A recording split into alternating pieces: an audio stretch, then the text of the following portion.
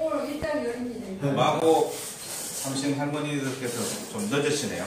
그래도 시간이 됐기 때문에 강의를 진행하도록 하겠습니다.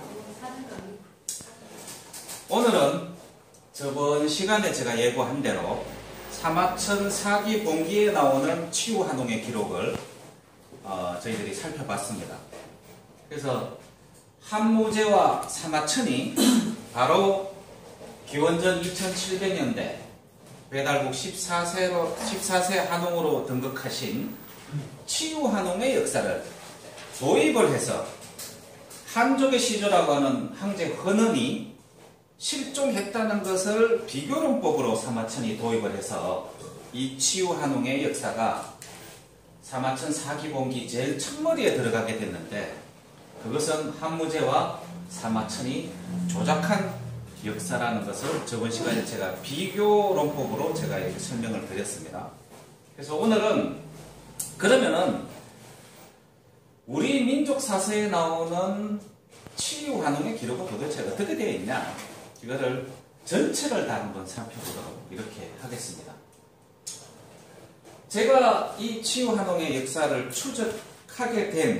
세부적으로 추적하게 된 원인은 가장 중요한 사실 중에 하나가 지금 저 양자강 이남에, 이렇게 보시면 요 지도상에 요 양자강 이남에 있는 요것이 모의산맥입니다. 저번에 말씀드렸죠. 동방불패, 일월신교를 믿는 동방불패, 그 여자 교주를 따르는 여기가 무당산맥이라고 그랬죠. 그리고 무당산이 여기 있죠. 무당파들. 요것이 바로 묘족들이라고 하는데, 뭐 역사 기록상에는 삼묘라고 나옵니다. 그 묘족들의 단일 시조가 바로 치유한홍입니다. 저 묘족과 우리하고 도대체 관련성을 어떻게 입증을 할 것인가, 그 부분을 추적을 하다가 민족 사서에 있는 모든 치유한홍의 기록을 살펴보게 된 거죠. 그래서 저 삼묘족과 치유한홍의 역사를 추적하다 보면은 어쩔 수 없이 황궁시의 역사까지 추적을 하게 됩니다. 황궁시가 천산산맥에 계실 때 여기를 호위했던 고구려 조이선행 같은 무장 집단이 바로 삼묘족. 삼묘가 천산산맥에서부터 출발을 해요. 그게 부도지 역사가 아니면 절대 밝혀지지 않습니다. 12,000년 전에 삼묘족이 천산산맥 유역에서 활동을 하다가 부도 이동을 따라서 장안유역으로 들어와서 마지막 배달국 14세 한홍 때는 산동성 태산유역에 부도가 있을 때 여기를 호위하던 중심 무장 집단이 있답니다. 그래서 삼묘가 제 강해 형조, 양자강과 해수와 형조 지역, 이 북경부터 이 상해까지 있는 이 하북 평원 지역에 원래 삼묘족이 치유한홍 때 살았다고 하는 것이 입증이 된다는 거죠. 지금 현재 묘족들은 자기들이 북경 중심 탕록으로부터 이 상해까지 5,000년 전에 자기들이 지배했다고 주장을 하고 있어요. 그러나 그 이전에 한궁시 시대까지 역사를 추적을 하지 못하고 있습니다. 왜? 치유한홍을 시조로 놓고 있기 때문에 그렇습니다. 치유한홍이 하남성 진류에서 기원전 2707년에 배달국 14대 한홍으로 제위에 오르거든요. 그래서 그 역사를 하나하나 살펴보도록 하겠습니다. 한당고기에 나오는 치유한홍 자료는 첫 번째는 이 삼성기, 그 다음에 뒤로 가면은 이 계산 이맥 선생이 쓰신 태백일사에 주로 등장을 합니다. 여러 번 설명을 했지만 한당고기는 1911년 운초 개연서 선생이 고구려로부터 전해 내려오는 삼성기, 단군세기, 국부여기, 태백일사 4개 사설을 하나로 묶은 것이다. 이거는 뭐 여러 번 설명을 드렸으니까 제가 세부적인 설명은 별도로 안 드리도록 그렇게 하겠습니다. 간단하게 제가 요약해 설명을 드릴게요. 여기 첫 번째는 삼성기, 전상편, 전하편 이 두 가지는 삼성기는 신라 성녀인 안암내와 원동중이 쓴 것을 각각 상권과 하권으로 구분하여 합친 것으로 한웅시대 이야기를 담고 있으며 우리 민족의 출발점인 한국 7대 3301년의 역사와 신시 배달국 시대 18대 한웅의 1565년의 역사를 기록한 내용입니다. 그 하권에는 신시 역대기 18분의 한웅 역대기가 덧붙여져 있어서 배달국 18분의 한웅이 1565년 동안 통치했던 내용을 저희들이 알 수 있는 겁니다. 물론 태백일사 신시 봉기에 보면은 또 그 역사가 자세하게 등장을 합니다. 그 두 개를 믹스를 해놓으면은 우리 배달국 시대 역사가 한눈에 보인다는 얘기죠. 그래서 오늘 그것을 다 살펴볼 겁니다. 여기에 보신 당군색이라고 하는 것은 고려 때 행촌 이암 선생이 전한 책으로 1세 당군왕검으로부터 47대 고일가 당군까지 2096년의 역사를 각 당군의 재위 기간에 있었던 주요 사건들을 편년체, 즉 연대순으로 기록을 한 아주 소중한 사서입니다. 북부역에는 고려말 학자인 범장이 전한 책으로 북부역이 상건, 하건, 가서건 부역으로 구성되어 있는데 시조 해모스로부터 6세 고모스까지 북부역 204년, 가서건 부역 108년의 역사를 기록하고 있습니다. 당군 조선이 끝나면서 고구려로 넘어가기 직전에 부여의 역사를 기록하고 있어요. 그래서 고조선 말기부터 고구려로 넘어가는 그 과정에 굉장히 중요한 사서죠. 태백일사는 연산군과 중종대 학자인 계산 이맥 선생이 전한 책으로 한국 신시시대로부터 고려일까지 내용을 담고 있어요. 배달국 14대 치유한웅 관련 자료는 삼성기와 태백일사 신시봉기편에 주로 기록이 되어 있습니다. 이 계산 이맥 선생이 당군세기를 쓰신 공민왕 때 충신이었던 행총 이암 선생의 고손자입니다. 그래서 태백일사를 보면은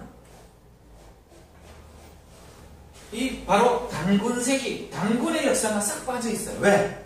이미 고성이시 가문에 4대 선조께서 저 기록을 남겨두기 때문에 그에 대한 예우예요.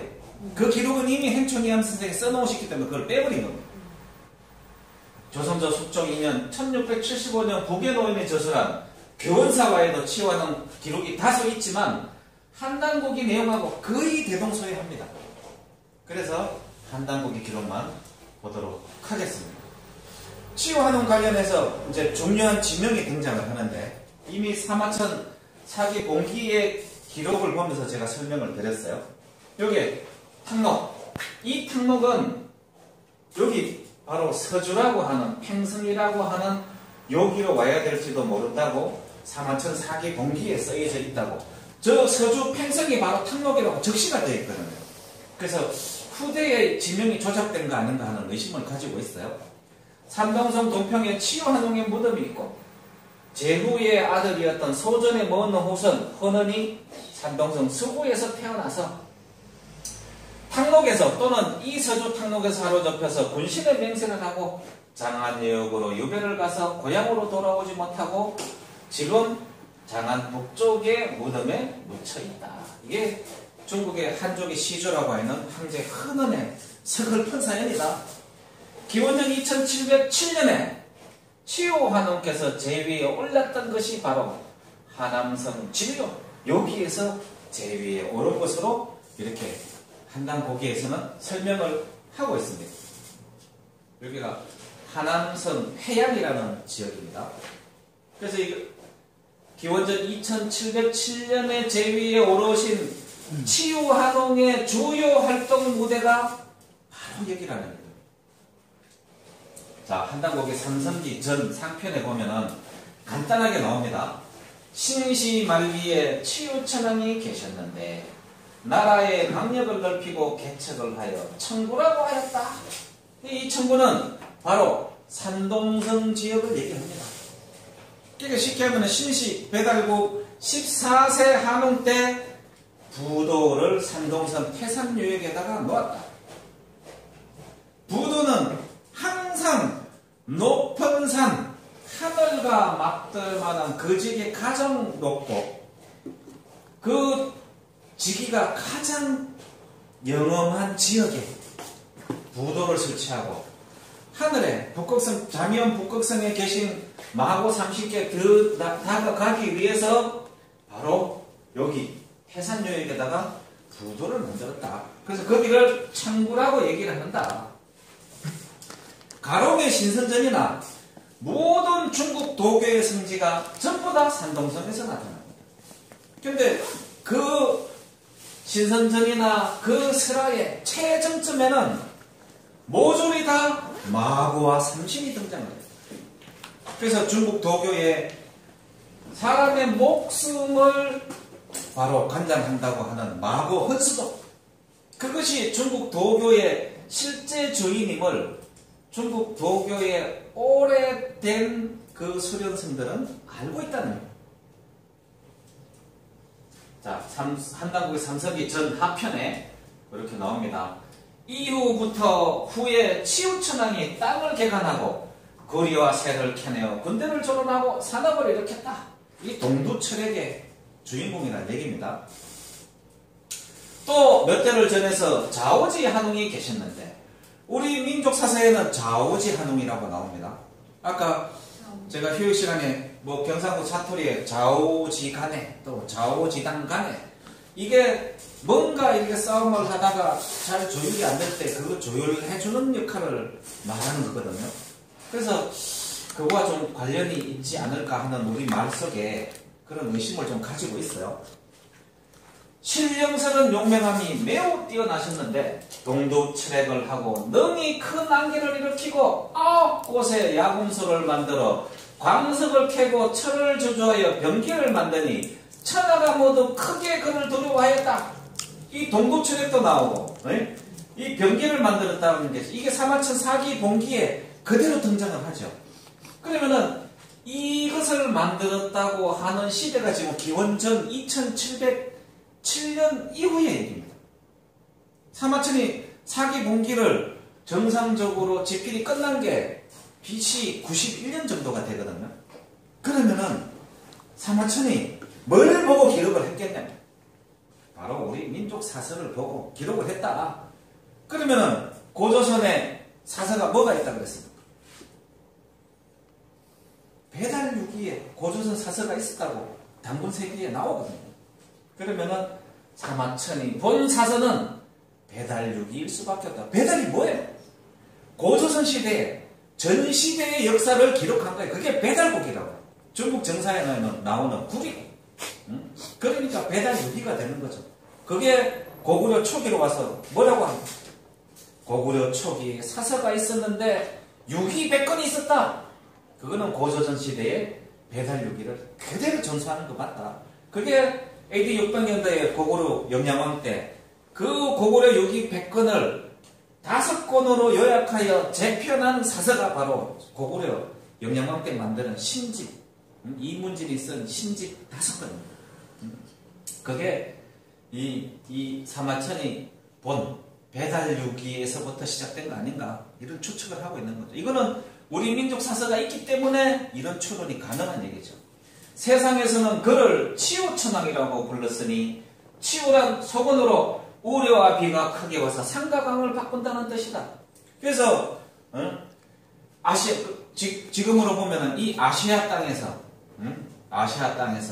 하늘에는 삼신께 제를 지내고 병주는 치우께 제사를 지냈다고 하는 것이 기원전부터 지속적으로 나오는 걸로 봤을 때 아시아를 호령하던 그 무공에 뛰어났던 한웅으로 이렇게 아시아 민족들이 기억을 하는 거 아닌가. 그래서 자오지 한웅 일명 치유 한웅이라고 한다. 이 원문이고요.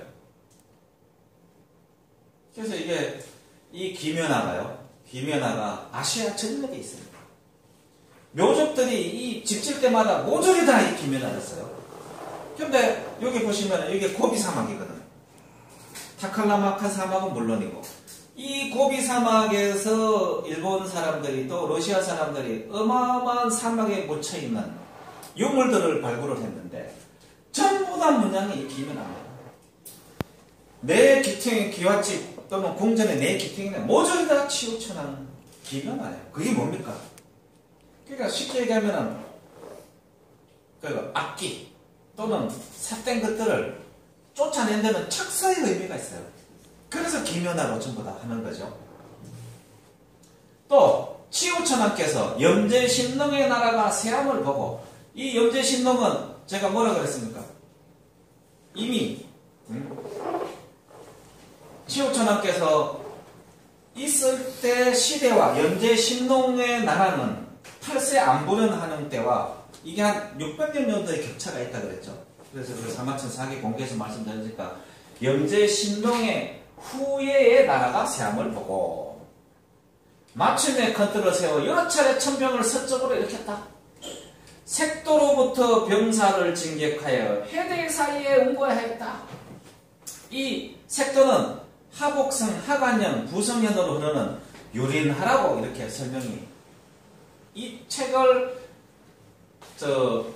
해방 이후에 우리나라에 저는 바로 그 하남당 이율 선생이 주석을 하셨어요.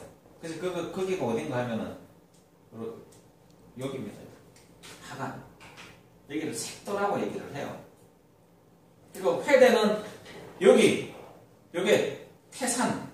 태산을 대산. 옛날에 대산이 태산이었는데 요 대산과 요 강이 이렇게 회수입니다. 이렇게 흐르는 강이 회수.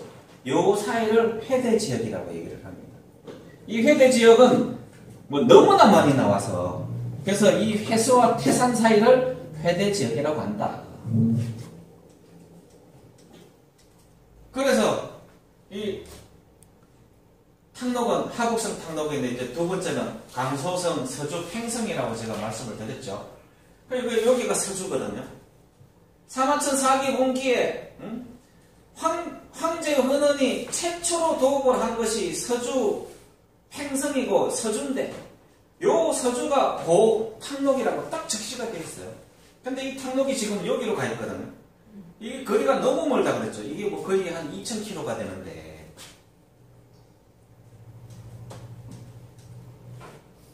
그래서 색도로부터 병사를 진격시켜 해대 사이에서 온 거였다. 누가? 치우한홍의 병사가 황제 헌원에 이르다가 즉시 탕록으로 벌판으로 나아가 황제 헌원을 사로잡아 신하로 삼고, 신하로 삼았다고 쓰여있죠. 근데 뒤에 신시봉기에 태백일사 신시봉기에 가면은 어떻게 전쟁을 해서 황제 헌원을 사로잡았다는 게 전쟁사가 너무 정확하게 나와요. 네 갈래끼로 병사를 몇 명을 보내가지고 이놈을 두드려 잡았다는 얘기까지 나와요. 근데 사마천 사기 봉기에는 치유한홍이 헌원한테 진 걸로 나오죠. 이게 사기다. 사마천의 사기는 사기다. 뒤에 오장군을 보내 서쪽으로 제국고신을 쳐 공을 세우게 하더라. 그래서 요 오장군이 나오는 것을 봐서는 이 기원전 2700년대 오장군이 우리 오재정 선생님의 그 윗조상님들 아닌가 그런 생각도 들고.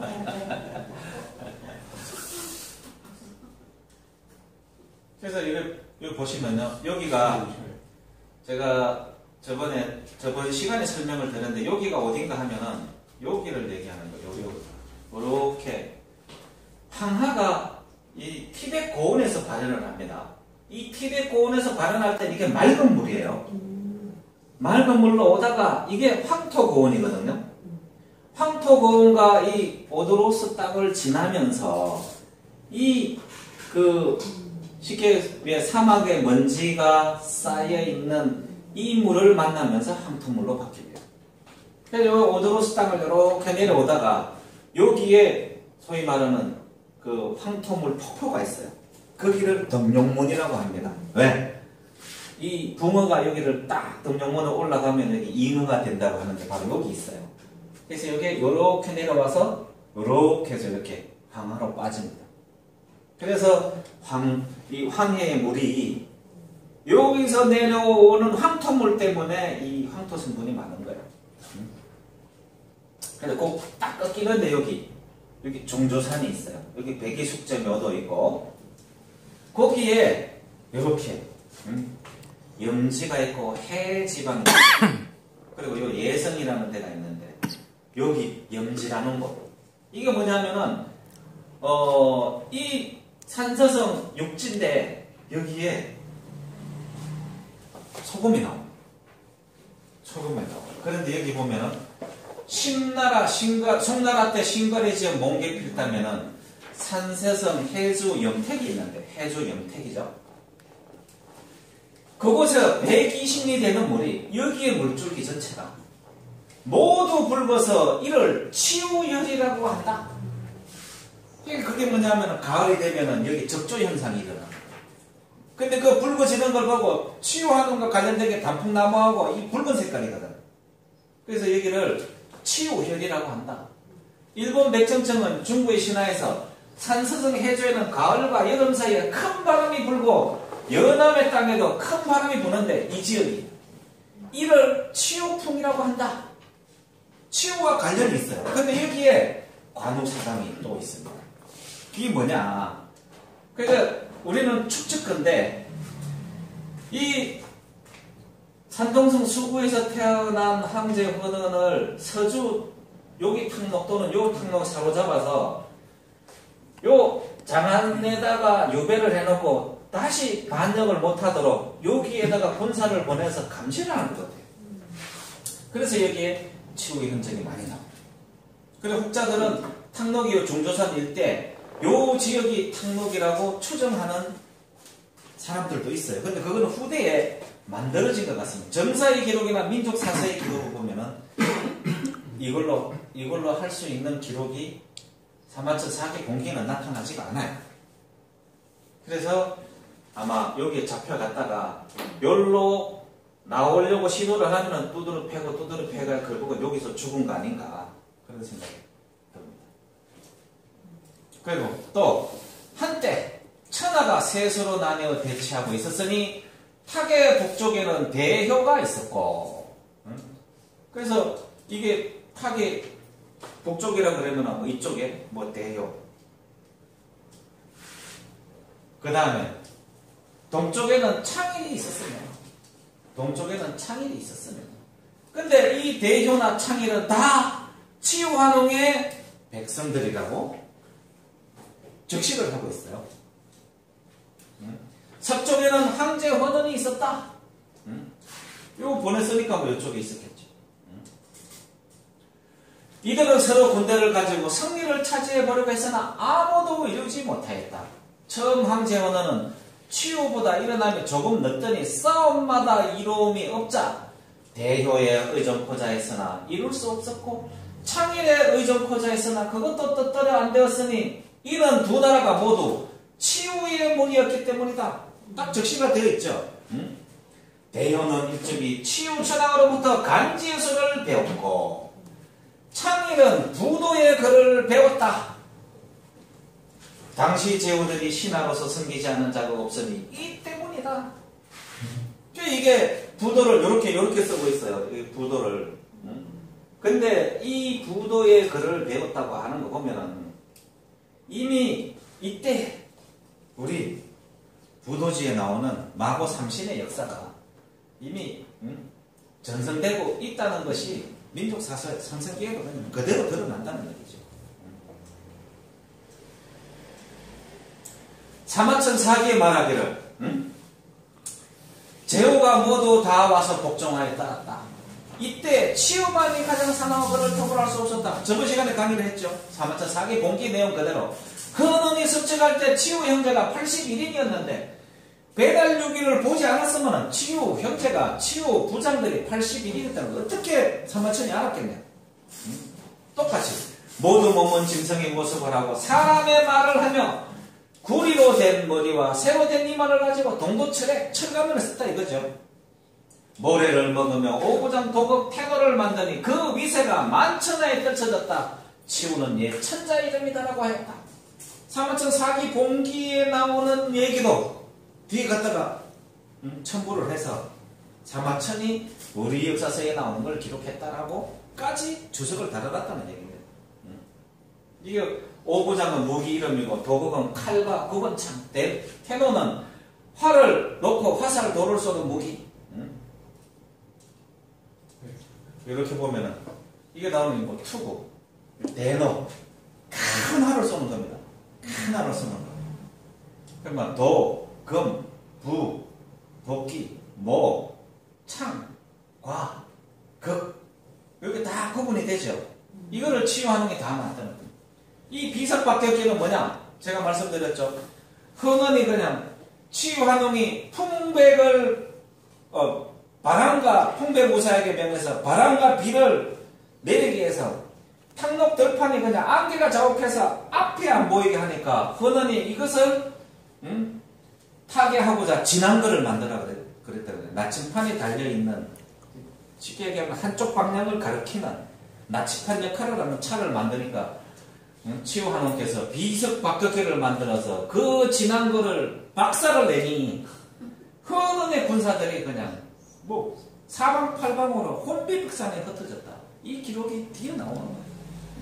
그런데 중국에서는 진한 것만, 흥은이 진한 거를 만들어서 치유환웅을 사로잡았다고, 사로잡아 죽였다고 나오거든요. 그래서 마지막에 신시역대기 14세는 좌우지환웅인데 세상에서는 치우천왕이라고 하며 전국으로 도옥을 옮겨서 제2백구년에 151세까지 사셨다. 배달국 역사에 18분의 한웅들의 재위 기간이 굉장히 깁니다. 수명도 그렇고. 그래서 지금으로부터 30년 전에는 사람이 어떻게 150세까지 사느냐고 저거 사기라고 그러면서 막 엄청난 공격을 받았어요. 지금은요 120세 보험 상품을 팝니다. 그리고 150세 클럽이 지금 만들어지고 있어요. 이거 가지고 시비하는 놈이 이제 한 놈도 없어졌습니다. 뭐 60도 안 돼도 다 죽는데 무슨 152세까지 산다는 게 말이 되냐. 그놈들 입을 다 봉해버렸습니다. 그래서 이렇게 18분의 한웅께서 몇 세까지 사셨고 몇 세까지 제위에 계셨다고 하는 게 삼성기 전하편에 나와요. 그래서 일단 이걸로 마무리하고요. 오재현